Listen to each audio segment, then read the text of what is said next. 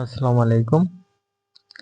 আজকের ভিডিওতে আমরা একটি পূর্ণ নিয়োগ বিজ্ঞপ্তি নিয়ে আলোচনা করব। সিভিল সার্জন কার্যালয় ভোলা।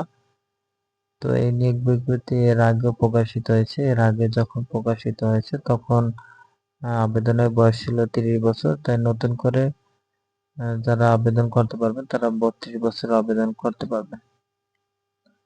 তারপর এখানে আমরা পদগুলো নিয়ে আলোচনা করব। প্রথম যে পদটি রয়েছে পরিসংখ্যানবিদ, একজন লোক নিয়োগ প্রদান করবে। শিক্ষাগত যোগ্যতা পরিসংখ্যান গণিত অর্থনীতি বিষয়ে স্নাতক বা সমমানের ডিগ্রি। 2 নম্বর স্টোর কিপার, 2 জন লোক নিয়োগ প্রদান করবে। উচ্চ মাধ্যমিক সার্টিফিকেট বা সমান পরীক্ষা 3 নম্বর সরকারি বিধি অনুযায়ী জামানত জমা প্রদান করিতে হইবে। তারপর 24 সহকারী কাম কম্পিউটার অপারেটর, পদ সংখ্যা 60টি। উচ্চ মাধ্যমিক সার্টিফিকেট বা সমান পরীক্ষা উত্তীর্ণ এবং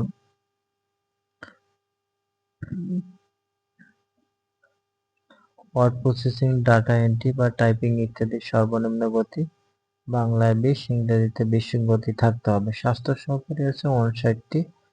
এখানে শিক্ষাগত যোগ্যতা উচ্চ মাধ্যমিক সার্টিফিকেট বা সমান পরীক্ষা উত্তীর্ণ হলে আবেদন করতে পারবেন।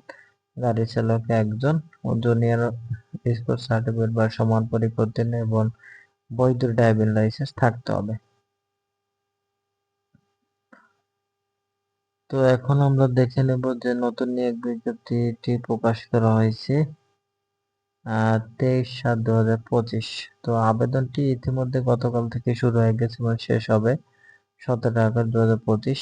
যারা গত সার্কুলার আবেদন করতে পারেন নাই তারা আবেদনটি করে নেবেন। তো সিভিল সার্জন অফিসের আপনারা নিজ জেলা থেকে তারা লোক নিয়োগ প্রদান করবে।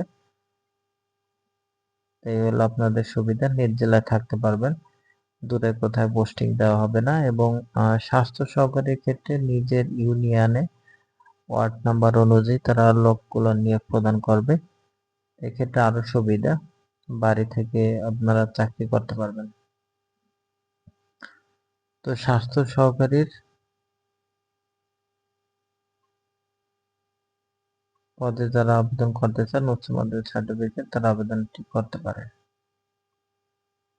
তো এই ছিল আজকের নিয়োগ বিজ্ঞপ্তি। ভিডিওটি ভালো লাগলে অবশ্যই লাইক কমেন্ট শেয়ার করবেন। আর নতুন নতুন নিয়োগ বিজ্ঞপ্তিটা আমাদের চ্যানেলটিকে সাবস্ক্রাইব করবেন। আপনারা অবশ্যই অনলাইনের মাধ্যমে কিভাবে আবেদন করতে হয় সেই নিয়মাবলী জানেন। তারপর না জানলে এখানে যে নিয়োগ বিজ্ঞপ্তি আছে এটি ভালোভাবে পড়ে তারপর আবেদন করবেন। যেমন এখানে আপনাদের ছবির প্রয়োজন হবে, স্বাক্ষরের প্রয়োজন হবে। তারপর সে আবেদন ফর্ম পূরণের পর 72 ঘন্টার মধ্যে টাকা জমা দিতে হবে। টাকা জমা দেবেন টেলিটক সিমের মাধ্যমে।